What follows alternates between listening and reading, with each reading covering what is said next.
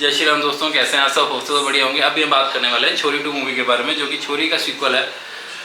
छोरी की बात करूँ, देखो छोरी की एक तरह की प्रोपागेंडा मूवी थी जिसमें गांव को बुरा दिखाना था, एक जेंट्स समाज को टोंट कसना था, ठीक है। जो कि हर जेंट्स ऐसा नहीं होता और हर गांव में ऐसी चीज़ें भी नहीं होती, लेकिन फिर भी चलो उस चीज़ को हमने डाइजेस्ट कर लिया। लेकिन इस बार इन्होंने हद पार कर दी भाई साहब, हद पार कर दी। भगवान को भी ये बीच में ले आए, सूर्य देव को बीच में ले आया, उन्हें गलत दिखा दिया, उनको भी मेल ईगो से मतलब क्या बोलूं यार मैं। देखो आज ये वीडियो पूरा देख के जाना, अगर कोई नहीं देखना चाहे तो बीच में स्किप करके जा सकता है, अगर नहीं कोई सुनने का शौकीन है जा सकता है प्लीज़। मैं आज सीरियस वे में बात करने वाला हूँ, मेरे को कोई वीडियो देखना है, नहीं लाइक नहीं करना, मत करना, पूरी बात सुन के जाना। रीज़न सबसे बड़ा इसका ये है कि इनको पता नहीं यार, ये मेंस को मतलब मर्दों को टॉर्चर करते करते करते करते कि मर्द समाज बहुत बुरा है, मर्द समाज ऐसा है, मर्द समाज वैसा है, कहते कहते कहते इस चीज़ को इतना डीपली ले गए कि तुमने भगवान में भी ये चीज़ घुसाड़ दी।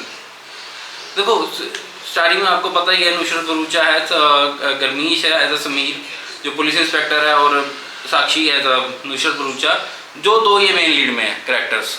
उसके अलावा सरपंच हैं, मतलब 2-3 कैरेक्टर्स हो रहा है। राजवीर है जो कैरेक्टर उनके एक्स हस्बैंड का किरदार निभाया था, वो इसमें भी है। पिछली बार जब उसकी जो सेकंड वाइफ होती है उसको मारती है तो वो उस टाइम पे बच जाता है। देखो क्लियर एंड कट एक चीज़ बताता हूँ, पहले स्टोरी लाइन संक्षिप्त में बता देता हूँ आपको। जो स्टोरी लाइन है कि 7 साल बाद की कहानी है, जहाँ पे जो समीरा है वो एक स्कूल टीचर बन चुकी है और वो उस इंस्पेक्टर के समीर के घर पे रह रही है, रेंट बिना और रेंट दिए। वो उसका सपोर्ट कर रहा है। वो भी सपोर्ट क्यों कर रहा है, देखो अंदर एक गुलचुल तो होती है, ठीक है, कि लाइक करने लग गया होगा। दूसरी चीज़ है उसकी स्टोरी से मतलब कि डीपली हर्ट होके, कि वो भी ये नहीं बोलता, जब उसको पूछते ना यार तुम मेरे से किराया ले लो, तो उसको क्या बोलता है उसको क्या बोलता है कि भाई नहीं मेरी माँ भी होती तो तुम्हें फ्री में ही देती। बाप नहीं दे सकता, माँ ही दे सकती है। हाँ, बाप की तो कोई वैल्यू नहीं होती ना, तो बाप का नाम तो लेना भी पाप है, जिसने इतना खा पी के बड़ा किया होता है, ठीक है, उसका तो नाम लेना है। बाद मैं ये नहीं कहता कि माँ की एक बहुत बड़ी वैल्यू भाई, वो नहीं मैं कहता, लेकिन बाप की वैल्यू को भूल जाते हो भाई। बाप भी तो मायने रखता है, जो तुम्हारे को खिलाता पिलाता है, अन्न डलवाता है कमा खा के। चाहे ईश्वर ने उनको तुम्हारे इसी काम के लिए लेके आता तो तुम ऐसे बड़े तो नहीं होते। चलिए बात छोड़िए, अब बात करते स्टोरी लाइन पे आते हैं।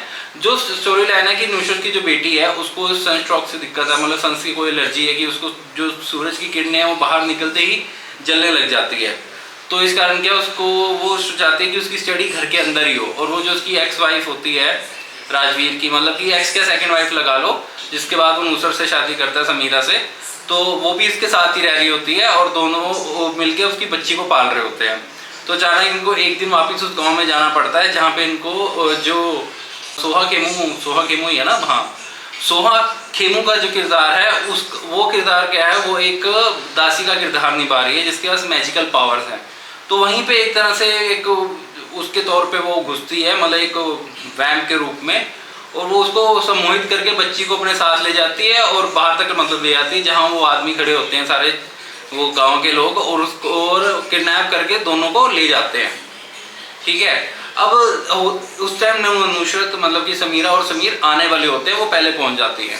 तो उनके आने से पहले किडनैप हो जाती है। तो समीर उसको बताता है कि भाई वही गांव के लोग ले गए हैं, उनको टोल प्लाजा पे देखा गया है कि जो सरपंच है वो लेके जा रहा है। अब वहाँ पे सरपंच जब लेके जाता है अंदर की तरफ, वहाँ पे जब कहानी स्टार्ट होती है तो वहाँ पे समीरा को भी उसका जो एक्स हस्बैंड है वो किडनैप करके ले जाता है, नीचे बांध देता है और बेटी भी गायब वही नीचे। और इस बार दिखाया है कि नीचे टनल के अंदर पूरा एक वो बसा हुआ है, मतलब कि अंडरग्राउंड टनल है जो एक तरह की जेल बनी हुई है, जहाँ पे वो एक आदि मानव केवमैन की पूजा करते हैं जो कि शैतान है। वो केवमैन कोई पुराना है जिसके काली शक्तियाँ हैं, ठीक है। अब मैं आपको जो मेन स्टोरी में इन्होंने जो खिचड़ी पकाई है ना वो बताता हूँ, जो कि बहुत ही ब्लंडर है, जिसमें मुझे सबसे ज़्यादा गुस्सा आया। रीज़न बताता हूँ मैं आपको। क्या था कि इन्होंने क्या दिखाया कि जो बेटी है, जो बच्ची है, उसके ऊपर जो दिखाया ना, उसको सन से जलने की प्रॉब्लम होती है, वो एक तरह का श्राप दिखाया गांव के ऊपर, वो लड़की के ऊपर, ठीक है। जो उस केवमैन के लिए, जिसको वो बोल रहे मतलब केवमैन आदिवासी दिखा रहे हैं, उसके लिए अच्छा है, उससे शादी करवाना चाहते हैं ताकि उसकी जो बीमारी है, उसकी तबीयत खराब चल रही है, वो सही हो जाए, ठीक है। एक अडल्ट की चाइल्ड से मैरिज दिखाना चाह रहे हो। एक तरह का मैं आपको ये बताता हूँ, जो शैतान है, मर्द एक शैतान है, जिसने है आदिवासी है लेकिन जाट भाषा से उसको कंपेयर कर दिया है और पगड़ी डालता है। ठीक है, अब पता नहीं काहे का आदिवासी है, चलो वो भी किसी तरह एडजस्ट कर ले हम।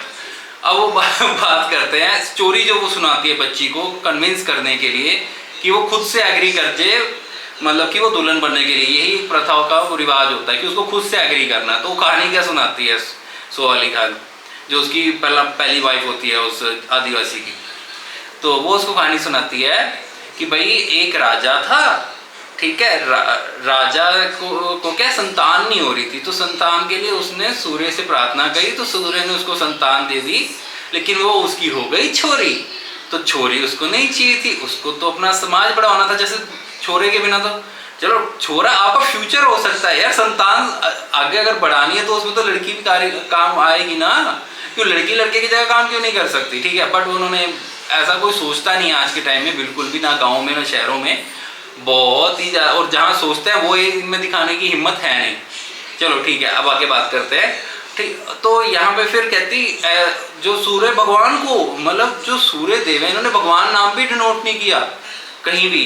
जो सूर्य है उनको गुस्सा आ गया, उन्होंने कहा कि मैं इस लड़की को जला दूंगा, तो उसको जलाने लगते हैं लड़की को अपनी किरणों से।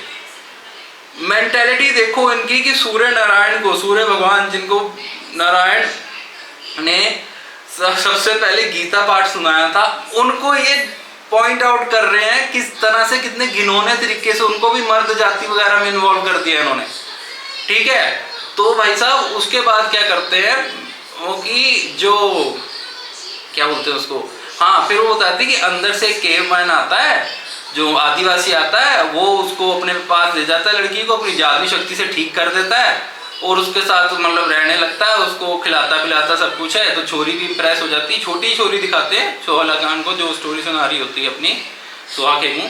तो वो जैसे ही करती है ना, तो उस लड़की को भी उससे लगाव हो जाता है, तो उससे ब्याह कर लेता है।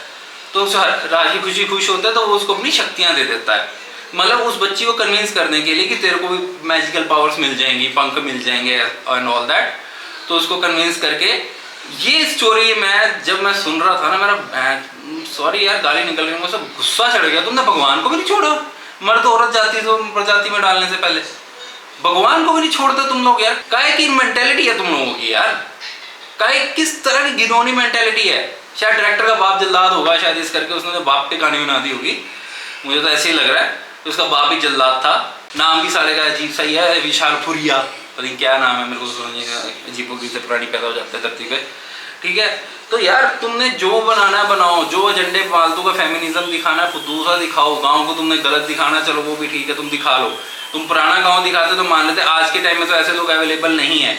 और एंड में तो और बाकमाल चीज़ है, एंड में और बाकमाल चीज़ है कि जहाँ पे मतलब कि एक्चुअल में चाइल्ड मैरिजेज होती है बड़ों के साथ। पहले क्या होता था, जो गांव में छोटी मैरिजेज दिखाई दी वो होती बच्चों के साथ ही थी, बड़े बच्चों के साथ गांव में ब्याह नहीं करते थे, बच्चे बच्चों की शादी होती थी चाइल्ड मैरिज, जिसमें उनको शारीरिक संबंध बनाने की 16 से 18 साल तक परमिशन भी नहीं मिलती थी।